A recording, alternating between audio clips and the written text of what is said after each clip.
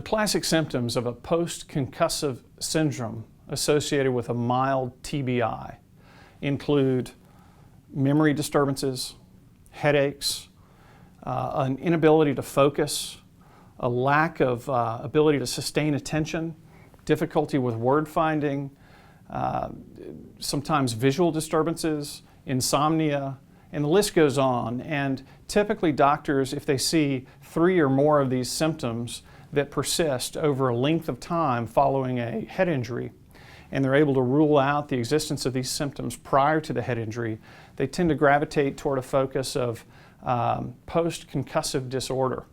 Now, the truth is, the vast majority of patients with a head injury, even a mild TBI type injury that have these symptoms, get well. In fact, many of them get well with no treatment. But a lot of the medical literature says that 15 to 20% of the patients that have this type of injury end up developing what's called a persistent post-concussive syndrome.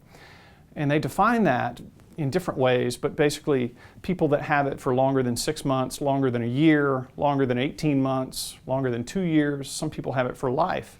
So around the 2-year mark is when most doctors will agree that if you still have symptoms, then you're likely to have those symptoms for the rest of your life.